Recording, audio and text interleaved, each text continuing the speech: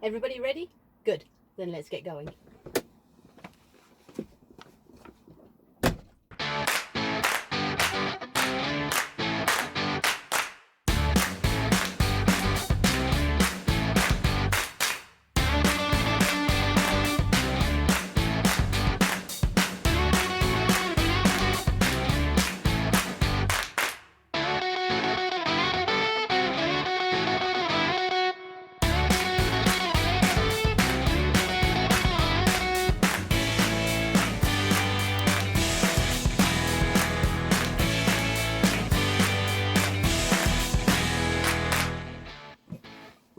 Nearly forgot you guys.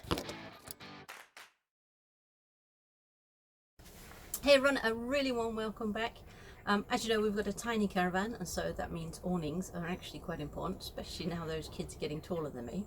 That's not fair. When did that happen? Anyway, that means I've actually got, I have to admit it, quite an extensive collection of awnings. So I've got three other things. I've got a tiny porch awning, which takes, seconds, well, maybe a minute if that, which takes no time at all to put up. And then I've got a medium-sized one that's an air awning. It's still porch size, 3 meters across, and there's enough room in there for all 4 chairs, so the big 4 chairs and a dining table as well. So that's great for either longer trips with the boys, or if all 4 of us are heading off somewhere for stops of a few days at a time. Or I've got a massive full awning with a full sleeping extension if we need it for longer trips, or if all 4 of us are there, or as in the case of when we went to Rooksbury, if we were entertaining friends, so we can take the massive awning with us. The downside of that, of course, is all 3 awnings cannot live in a tiny caravan 24/7. Not only is there not space, but I don't want to be shipping around all that extra weight when I don't need it.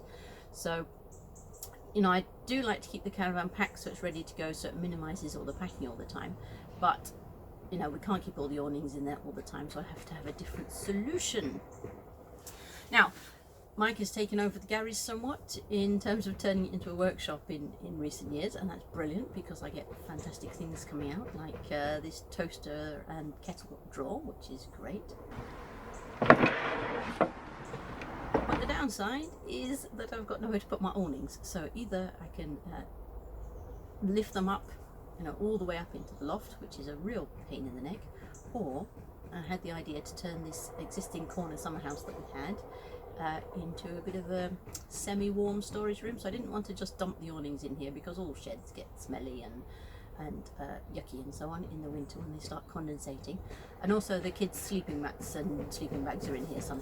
So today's video is all about how we transformed this off-the-peg corner summer house that had been up for a year or 2 into a slightly more solid and insulated space. Now, it's not at all heated, so the insulation is just about making sure the microclimate in here is a little bit more stable, and so it doesn't go yucky and damp in the winters. So let's go and look at the footage that I shot whilst we were building it. So step 1, some double bubble foil Reflectix stuff. Now I'm using this stuff because I've got almost a whole roll left over from something in the house, and of course it's really easy to fit as well, the staple gun. If I were doing the whole project again and I wanted to be really perfectionist about it though, I'd probably use Celotex or some other type of polyurethane sheet insulation. So what I'm trying to do is to get this stuff to actually touch the wood and not leave an air gap behind, because it's not going to be heated, this shed, so I don't want the wood to be a cold surface and the other one to be an inside surface, otherwise we'll get interstitial condensation. So that's condensation in the wall, but the outside surface is of course a breathable surface.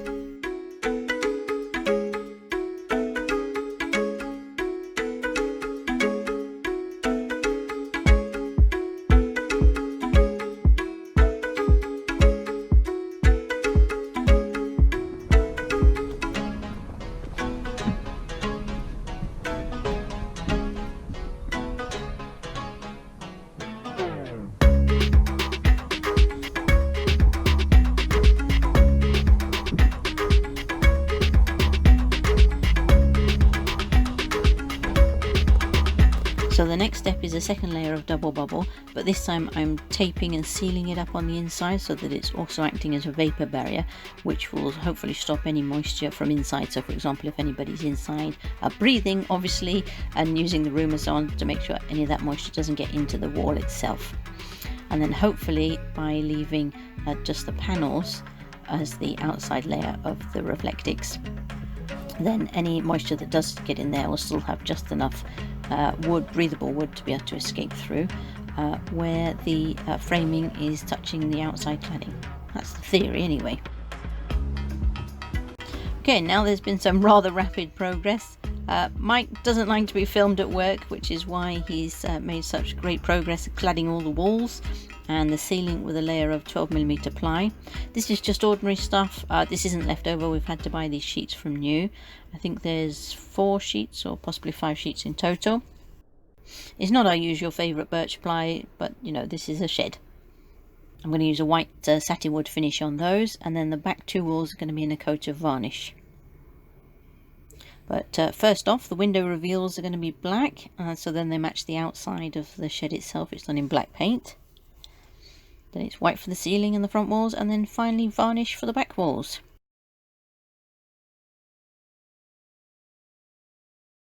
I'm actually taking the window film off after I've done just the black coloration around the window surrounds, because this green film on the top is making it really hard to paint in here. It's quite difficult to see where the edges are actually. So as I'm not a particularly messy painter and this is not particularly splashy paint, I feel safe enough taking these films off now and then doing the rest of the walls later on. Back walls last, so that any flakes or drips can be sanded off before the varnish goes on. And then quick power sand down to make sure it's all smooth. And the reason I've done the back 2 walls in varnish is there's actually going to be a corner storage sofa here, and hopefully the varnish will show up less scratches and marks and so on from people sitting against it. But also, you know, such a huge mass of white satin wood would just not look good. It would look a bit sort of cheap. You know, it looks great in small areas like skirting boards and door reveals and so on, but across these huge open spaces I think varnish would actually look better. So yet again a bit of a jump forward. We bought an offcut of this funky dark wood effect lino, so that went down, and then on top of that Mike's built in these storage chests to make the sort of corner sofa storage chest storage bench combo. It was very simple to do. A button screwed to the rear wall, because of course it's all ply, so we can screw directly into that and it'll be all supporting, so we don't need to find the joists anymore. And then lengths of timber used to form a basic framework, and then clad in this 12mm ply that we already had. And if you're wondering why it's already quite varnished, albeit quite patchily varnished, and there's a layer of double bubble already stuck onto it on the underside, is because these 3 boards actually, almost full-size boards, we used to insulate our folding camper during the winter. So they went between the folding camper itself and the really thick plastic of the travel cover, and that just stopped water pooling on the top, even when we had the proper full cover on, but also hopefully kept the temperature a bit more stable in there. So these boards are now having their second life as a bench seat. So the next thing I want to do is to put some slats into the base, because firstly I'm worried about things sitting directly on the floor in case it gets very cold there, but I also want to make sure there's a decent amount of air flowing around the inside. Okay, so here's our model. So I've got a slat here, here and there at the moment, and I've got one there and there. Also got a post about here holding this central section up. So then we need to add a piece down here. It's just missing that post in the middle. Another piece here to intersect with this.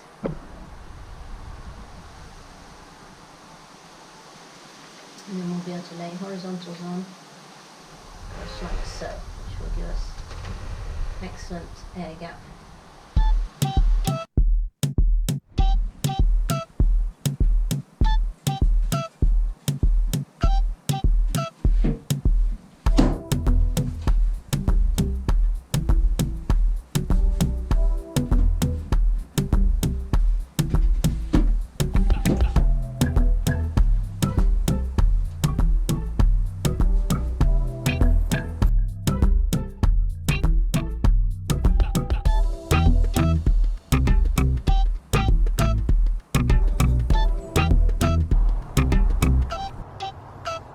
And also to increase air circulation, I'm going to add these things at the one at the base and one at the diagonally opposite top corner of each of the short sides of the benches. So these are actually eaves vents left over from adding them to the soffits in the house. Hence they were white, but I've just sprayed them black because white would just look cheap and ghastly.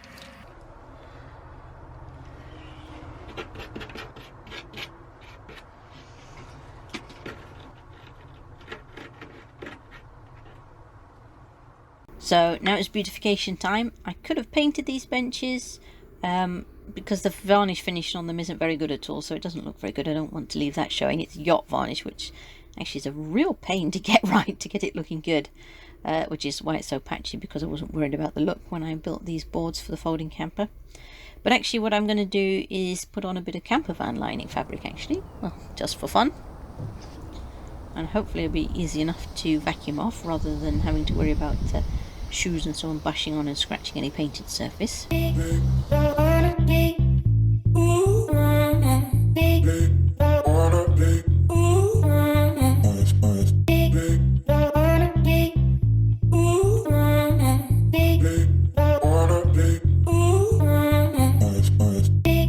then all I've got to do is cut through from the back of the hole through the carpet and pop the now black vent covers into place. And they just pressure fit.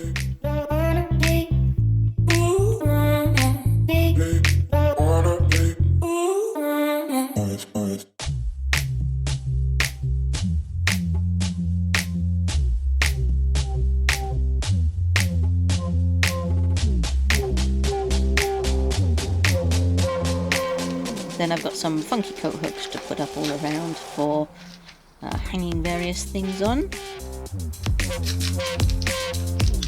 Should be coats, but in the end it'll probably end up as hockey sticks.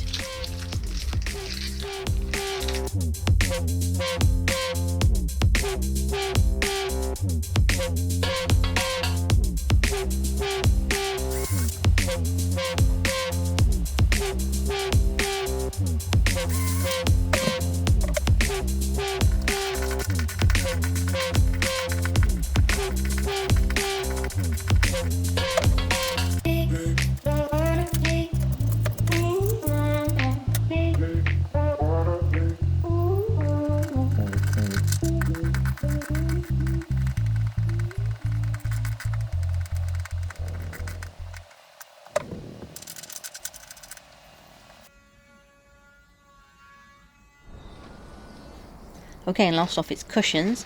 I've got enough random foam to make the mat cushions, but not the seat ones, and they'll be a bit lumpy if I try and mesh lots of different bits together. So I bought a cheap 2-inch bed topper, and then I'll cut that up to form the 2 enormous seat cushions at the base. And I'm using fabric offcuts from the various caravan projects as the upholstery fabric, so I'm a little bit limited on width. And also I'm not going to put a huge amount of effort in, I'm just going to use whatever scraps I've got left. As long as it looks tidy enough, that's good enough for out here. None of it is fire resistant or any of the sort of usual things that you'd expect for upholstery fabric, but there had better not ever be anybody smoking out here.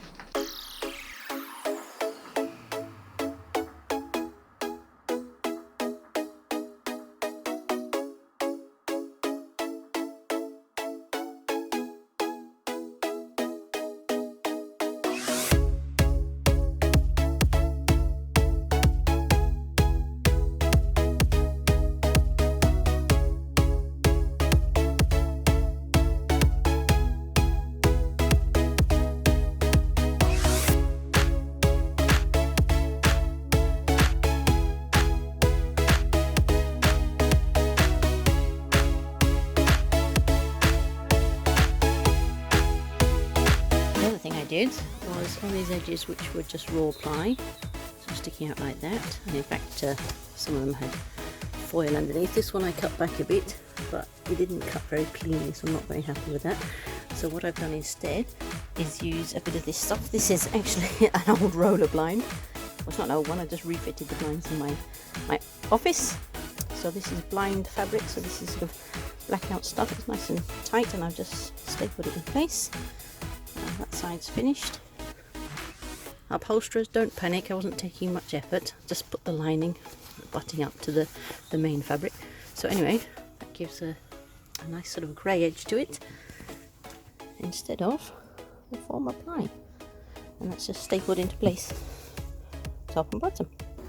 And that, ladies and gents, is that. Since I recorded the build, I've added a top shelf, so just up here. That gives me more storage, and I can put all the cleaning stuff up there. Yes, that's a couple of bodyboards hiding behind the cushions. And I've also added a step down here, so it's, as I said, they're very tall storage chests. So I've added a step here, and the lid lifts off of that, so it's got storage underneath, full of storage. And then that gives a step at the front here, so it's a bit like a sort of Japanese entrance way. Excuse the leaves, it's autumn. And then you can step in here, pop your shoes off there, and climb up onto the step. Keep everything nice and clean. There we are. So that works well. And conveniently, this triangle of flooring here was the bit that came out from cutting the triangle off there, because this is a corner summer house, so we had the corner off cut from that bit there.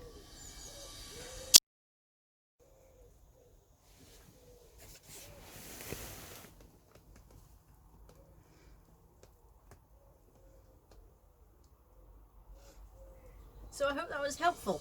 If I were doing this again, I'd probably build this shed from scratch, because then you can set your framing at the correct distance to use things like Celotex, for example, as the insulation, rather than having to rely on double bubble. And you can also use a breathable membrane on the outside of the shed before you put the cladding on. So that would create a much better seal, and it'd be much easier to work with and swifter in the end. But given we were working with an existing building and offcuts from all sorts of different projects, then I'm really happy with how it's worked out. And it's been brilliantly helpful being able to leave the awnings out here and then just use a trolley, for example, to carry them out to the car or the caravan, depending on which one we needed at the time, rather than having to haul 30 or 40 kilos or whatever up into the loft. So that's worked really well. Anyway, that's all from us for today, so thanks so much to you for watching, and I guess we'll see you next time. So bye for now. See ya.